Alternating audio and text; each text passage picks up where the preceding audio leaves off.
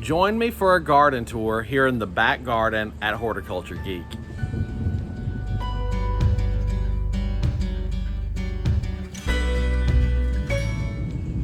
Hey guys, I'm Ray and welcome back to Horticulture Geek. I'm so glad you are joining me here today on the channel. And you heard that correct. It is finally time for a full garden tour. We are racing a thunderstorm that is rolling in, but it has created some perfect lighting. So the garden is gonna look really good. A lot of things are gonna show up good on the camera. So we're gonna walk through here and just take a look at how everything looks. You can see some of it behind me. So here we go. I'm gonna flip the camera around and we're gonna walk around and just take a look at everything. All right, so let's just start out with a nice, slow pan shot of the yard. I'm gonna move as slow as I can so we don't create any dizziness, motion sickness for anybody.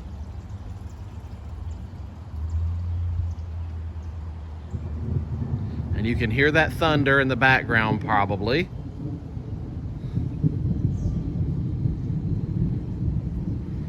All right, so now I just want to launch into this. We're going to take our time and walk through and look at things, and I'll point some things out as we go.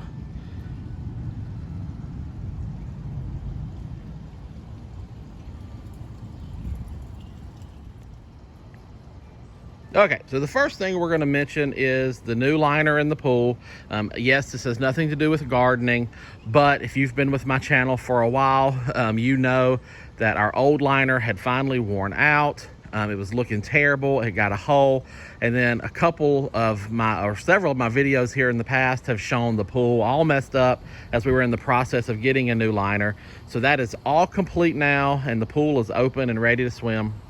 And I mean, honestly, this is the focal point of the garden. And this is what you see, it's what people look at, and then you get to see everything around it. So that is the new pool liner. So I think it's looking great. So hopefully you guys like it as well. So right here, we're just gonna launch in with this right here. And this is our patio peach tree, a miniature peach tree. I have this underplanted with the Calibrachoa. And we have, if we look in here, the peach tree is loaded with peaches. I have done an initial thinning of the peaches. I will have to come back and do more thinning. As you can see, like right here, these are too close together. So we'll have to just pull those out. So I did an initial thinning. This tree absolutely covered itself with peaches. And this is typical of all peaches. And so you have to come in and thin it out. The tree can't support that many peaches, and the peaches won't develop to their full size. Even though this is a miniature peach tree, it will develop full-size peach fruit as long as we thin, fertilize, and take care of the plant. All right, we've got our little daylilies right here, and we've got the purple heart right here. I'll back up and point it out.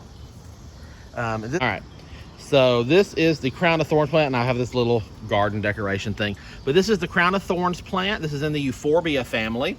If we get in there, you can see some of the crowns, but the beautiful flowers. That had a major prune back this year and a repot into that container, and I'm just leaving it there for now. And then that brings us to our little vegetable patch. So I've got jalapenos planted here. I've got 4 jalapeno plants right here. And they have been producing like crazy. I've got some good jalapenos on there right now ready to harvest. This brings us to our cucumbers. I've got 2 cucumber plants here.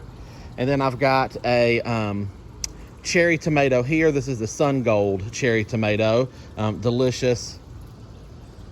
Right here, we have the green twister coneflower. So I love that one, it's very unique. And then here's a purple coneflower, a standard. We've got our strawberry pot here. Some more coneflowers. Here is a yellow hot poker. A lot of people are familiar, of course, with the red hot poker plants. This is just the yellow variety. You can see my burgundy hardy hibiscus back here. puts out these huge dinner plate size hibiscus blooms. And right next to that, I have a liatris. And then right here, I have a yellow rose that desperately needs to be deadheaded. I just have not had time. It did a first bloom. It's already forming rose hips. So I need to come through and give it a deadhead and a little cleanup, and it should have a second flush of beautiful blooms. Right here under our maple tree, and guys, the maple tree is looking, oh, we'll pause right there. You kind of see, we have a new Horticulture Geek pup. So that is PJ. He is a miniature golden doodle. So you will see him running around in videos. All right, so that brings us back to our Japanese maple. And as you can see, I've had more damage in this tree. If you have been with my channel for a while, you know that this tree has been suffering and slowly coming to an end for several years. And I had a huge branch that I had to prune out this year, and now I'm losing another branch. So I'm just letting it be. I'm letting it run its natural course. I have started pricing replacements, and a replacement Japanese maple in a comparable size is just an astronomical price. So now I'm on the hunt for a smaller Japanese maple or comparable plant that I can nestle in here and allow it to grow and hopefully take over as this one continues, but that'll be a project down the road. Underneath the Japanese maple, we have our blue pot here, and this is full of our annuals. We got impatiens in here, just a mixed variety of impatiens, different flowers, the whites, the purples, the reds, the stripes. And then I have the coleus in the black back of the pot. And this is one of the coleus that we grew from seed in a previous video. I have these scattered all over the garden.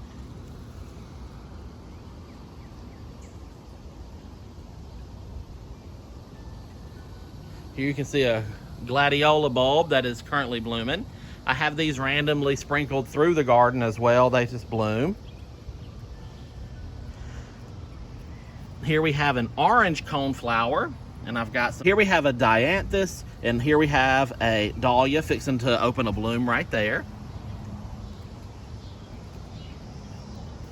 Here we have a monarda, or a bee balm. Some more liatris, some more daylilies.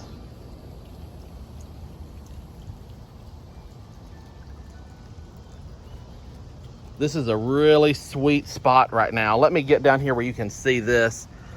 So we've got a good mix of the dianthus, the purple speedwell, the purple coneflowers, the white coneflowers, all under the bird bath here. Got some black-eyed Susan starting to pop. So this is just a real pretty color spot right now here in the garden. This right here is a butterfly bush. And if you have been with my channel for a while, you know that this bush was very good size. It got hit hard this past winter by the hard deep freeze that we had. But it is coming back slow and steady. I'm just letting it do its thing here. Here you see the water fountain. Most of my viewers found my channel through the water fountain video. So as you can see, it's still here. It's still looking good. It's still working. The only change with this fountain from that video is initially I set the fountain on top of a orchid pot. And then last year, as I was cleaning the fountain and resetting it up, I dropped it and the orchid pot shattered. So now I just have the main pot sitting on bricks in the water well. But other than that, everything is still the exact same. So you can see here another daylily. This is a fun variety of daylily. I don't remember the exact variety name, but it's just a very unique, I love that stripy look.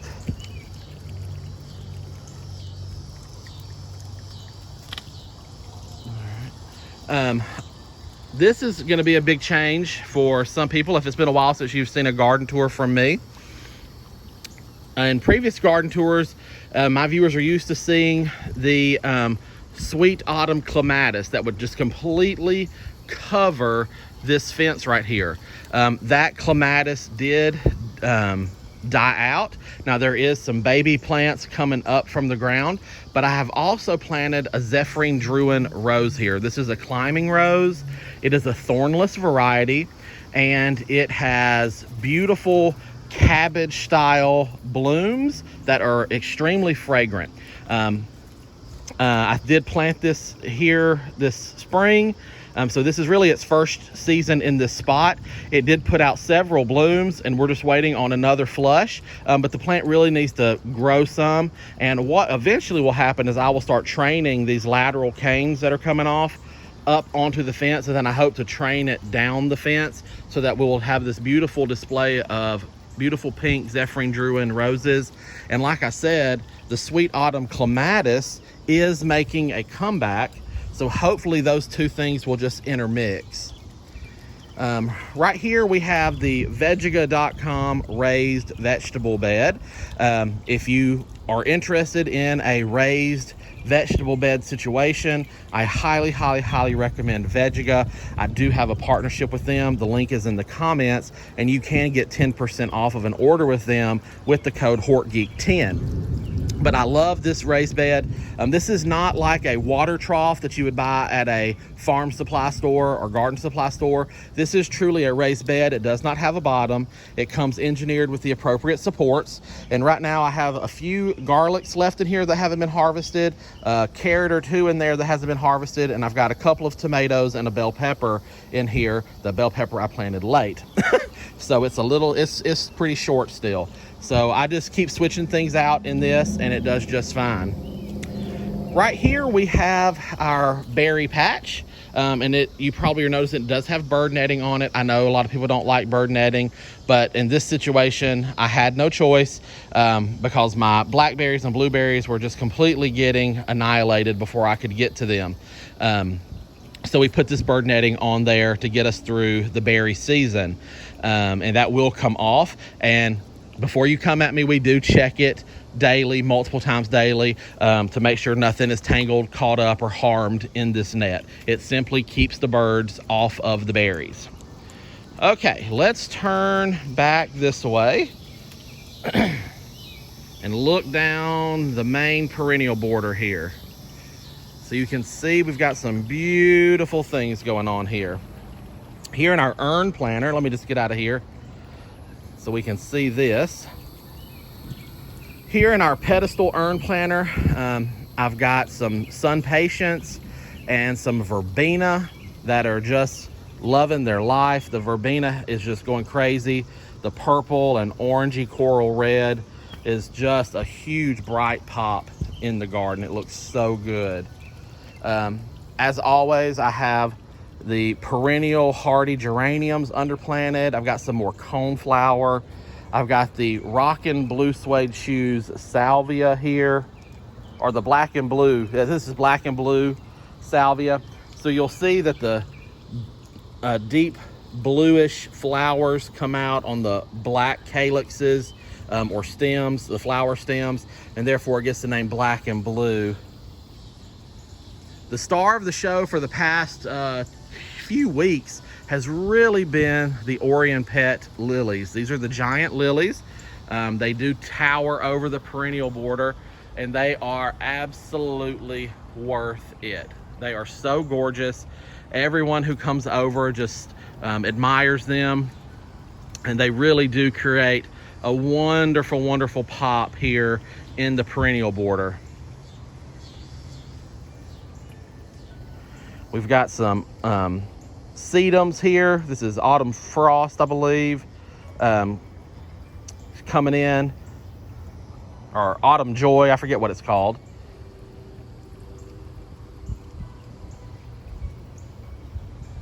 We've got some salvias here. The hanging baskets, we planted these up in a video. So they have put on ginormous growth. They are looking really good. Our grapevine hyacinth, or hyacinth bean vines, are taking off. This summer heat, they are loving it. They have reached to the top. I just need to get up there and really manipulate them across the top beam. Here in a few more weeks, they will really start to take over this whole thing. And by the end of the summer, as in previous years, you will not be able to see the structure of the swing arbor. The hyacinth bean vines will take over completely. And they are blooming. They're blooming as they grow, looking very sweet. Here we have another hardy hibiscus or perennial hibiscus. These have already started to close up, but these are a soft blush pink flower.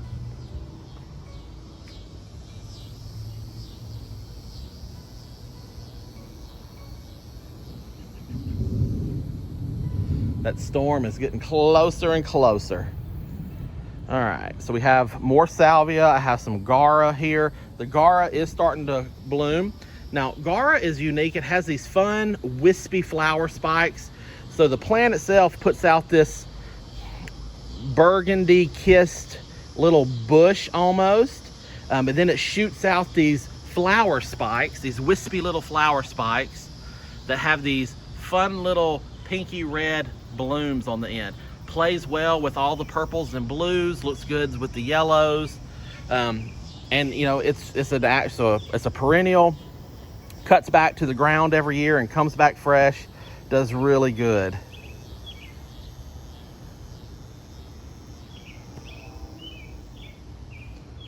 Here you can see we've got some coreopsis. I've got a couple different varieties of coreopsis. We have the solid yellow here, or the gold, and then we have the yellow with the red centers. I can't remember the variety names on those, but these are very common, both purchased at big box stores. We've got a clematis here that has done flowering and has left us with our Dr. Seuss flower heads, which are just as interesting as the flowers themselves. We have a hollyhock here. And it does have a little cage around it to protect it from rabbits. Rabbits love to eat hollyhocks. Even in my garden, they do. We've got some more coneflowers here, some purples, some whites, some pink coneflowers. This urn right here is just looking beautiful. And this was when we did plant in a video. Here we have some milkweed. The monarchs have not found this quite yet. I haven't seen any activity on it, but it is getting bigger every day. So when the monarchs do finally come through, if they come through, this will be a good plant for them to lay eggs on. It is surrounded by other things that they will utilize. And plus it just makes a fun color addition in this section of the perennial garden. So we've got the purple petunias and the purple and white and pink coneflowers. And then that orangey reddish pop there really looks nice. Here we have a hummingbird mint. And then here we have a dahlia. And these are faded blooms. They really need to be pruned out, but they're so pretty. This one is a good performer. It blooms heartily every year for me.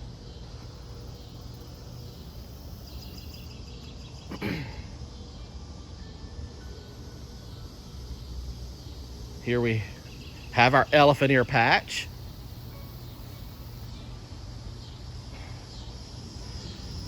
This rose bush, again, I have been neglecting my deadheading of my roses, but this one is fixing to get some fresh blooms on it, so that's nice.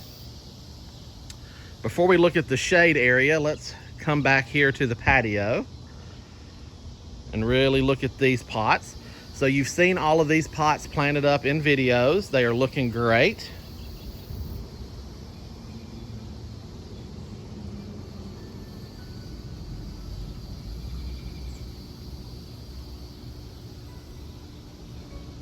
The geraniums are loving their spots. They're just flowering their heads off.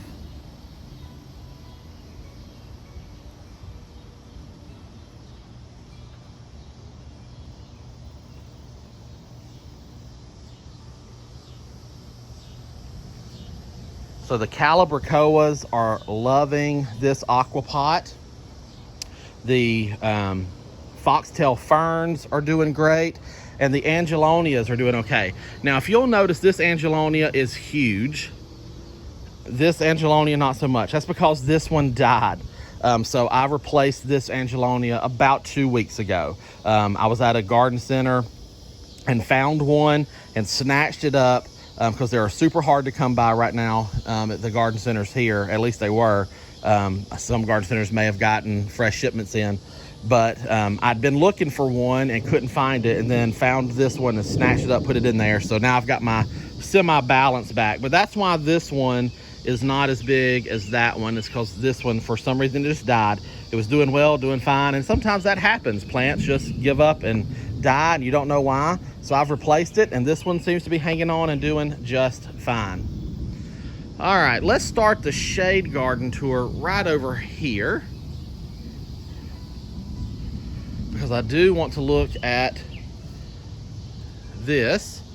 I am in absolute love with this petunia, and this is the Supertunia Daybreak Charm. It is such a phenomenal plant. I mean, just impact in the garden. It looks so good. All right, so here you can see this is a volunteer petunia. It came back from something that we had planted here last year. I'm pretty sure it's a Supertunia fuchsia, but I'm not sure, but we'll see how big it gets to know. Here we have some more of the coleus we grew from seed, underplanted with impatiens. Here we have our head planter. She's kind of hidden in there these days. And she has a hair dressing of a chenille plant.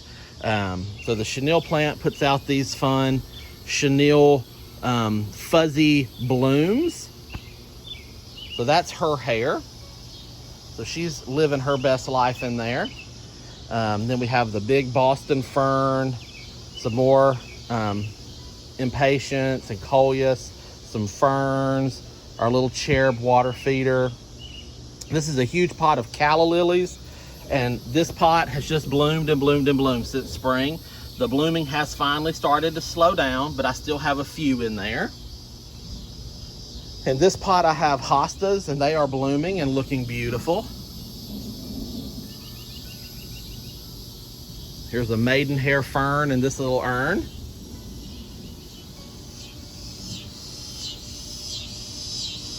All right, let me back up here. So here we have, this is a purple lace cap hydrangea as my main anchor plant.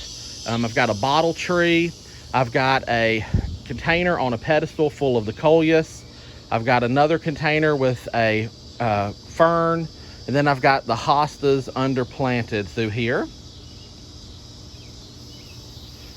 We should start getting blooms off of this lace cap hydrangea very soon. All right, so here we are in the rest of the shade garden. I'm in love with the shade garden this year. It is looking really good. So let's start right over here in our new addition. Many of you watched this little expansion go in. So right now, if you will remember, this hole right here is reserved. I'm going to be planting an evergreen here. It's one of the arborvitaes that I currently have in a container at the front door. This is the last growing season that I'm gonna keep those arborvitaes at the front door. They are too big for those containers at this point. So this fall, one of them is gonna find a home right there.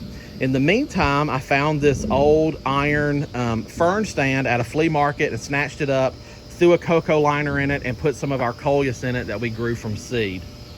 Here we have another of the orange coneflowers, which I absolutely love.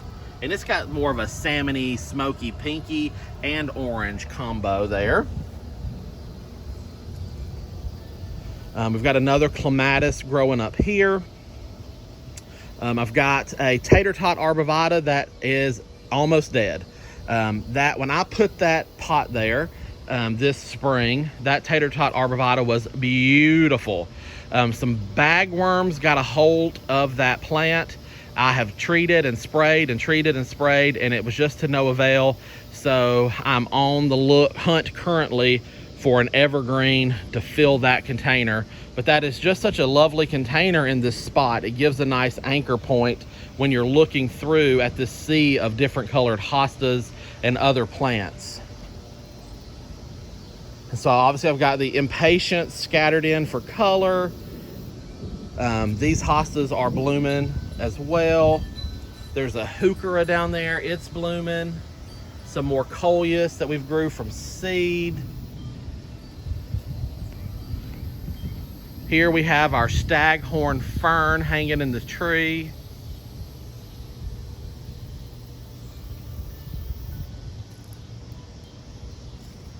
We've got a fun pot of caladiums here.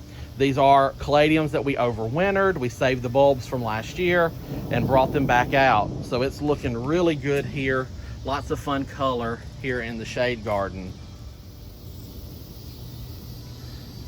So lots of hostas in here, heucheras, coleus, caladiums, anemones back there.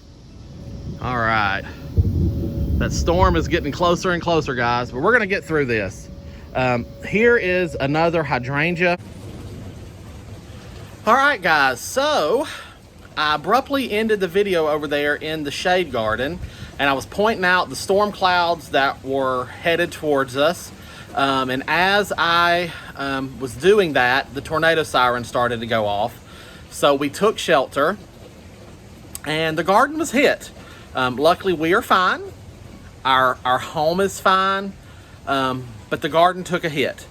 So this garden tour, which I was so excited to bring to you guys, I'm so glad that I got a lot of it videoed right before this storm hit, because now we're going to do another half here, and we're going to look at what the garden looks like right now, only an hour after I started filming this video. So let me turn the camera around. That would be a neighbor's tree. That would be trees in the pool. All right, let me flip the camera around and we're gonna look at this. So here we are right on the porch. It is still raining a little bit, but that's okay. We're gonna go ahead and take a look at all the damage. Here's my crown of thorns plant we were just talking about. I guess we can pick that up.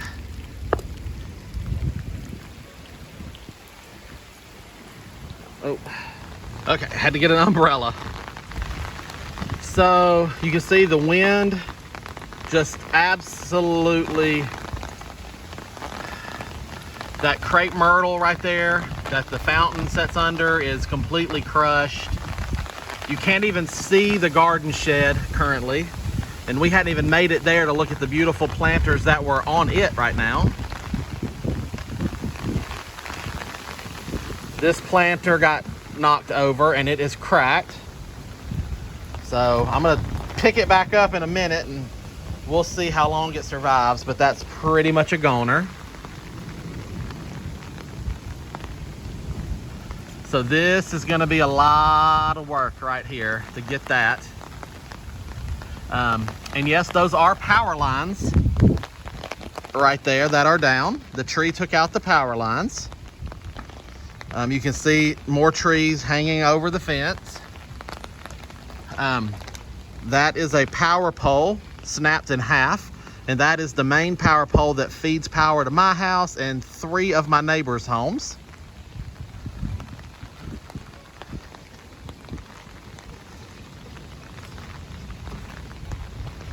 So I'm trying to walk slowly. Again, I don't want to make anybody dizzy.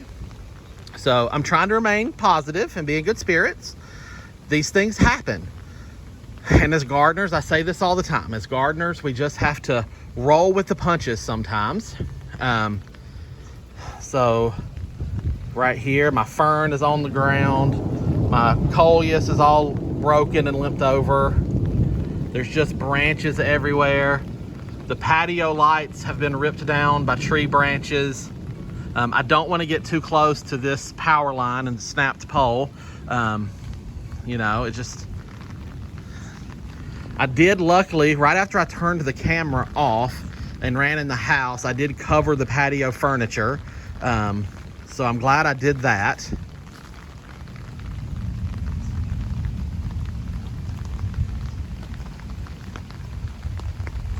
So, I mean, everything is just laid over, snapped. Definitely some damage here to the Rose of Sharon plant there. I hadn't even really shown it up close yet. I was fixing to get to it, but it was looking beautiful. You can still see the Rose of Sharon flowers. There are still some lily blooms. I'm surprised. A few of them did hang on. So there is a bright lining here. A lot of this can be cleaned up. So the bulk of the perennial border, it definitely has branches and debris in it, but I don't think it has really been damaged too hard. So a lot of this is going to regrow. Not quite sure yet how I'm going to get half a tree out of the bottom of my brand new pool, but we'll work on that as we can. The water fountain is a dark hole back there, but the water fountain survived.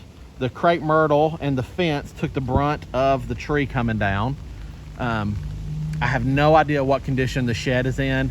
I am at this point thinking that the garden shed is just a goner because you cannot even see it, and the bulk of the tree branch is on top of it.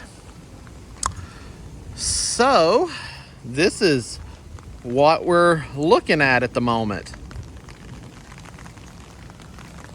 The hanging baskets, I'll tell you, during the storm, I kept peeking out to see, and these hanging baskets were literally just doing spiral loop-de-loops on the chain, but the chain held. They never fell down, so they weathered the storm. They may be battered, but they're still here.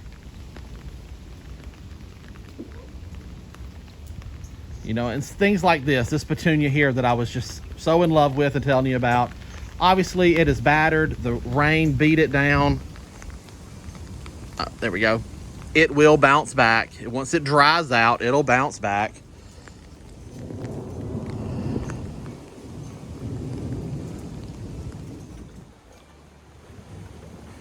All right.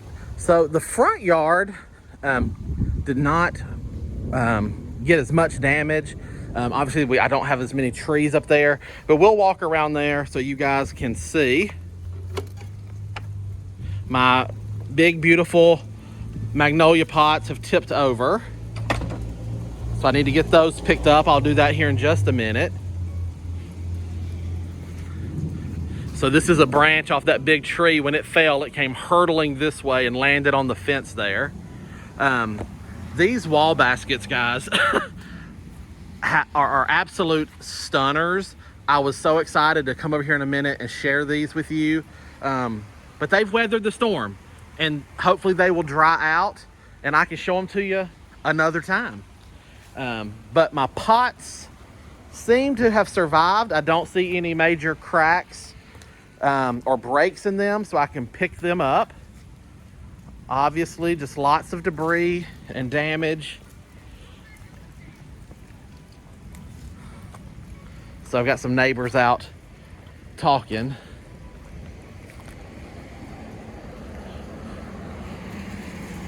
Well, there's my daughter with the dog and my wife.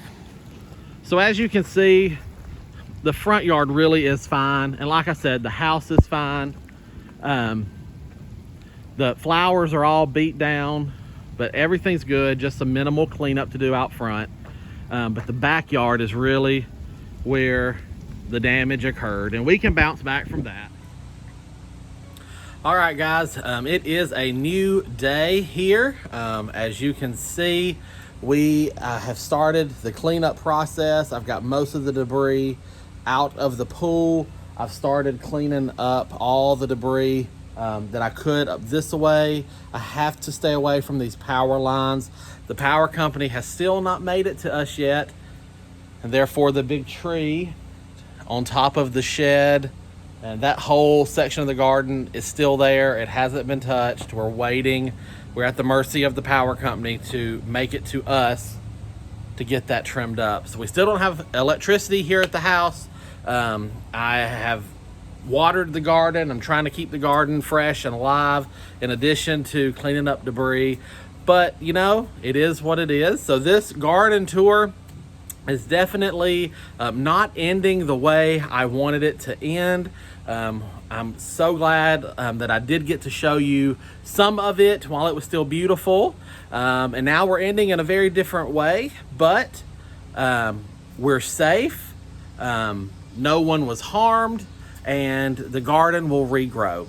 So if you're a gardener and you have experienced a situation like this, or maybe you could experience a situation like this in the future, you know, just count your blessings. Plants will grow back, things will bounce back.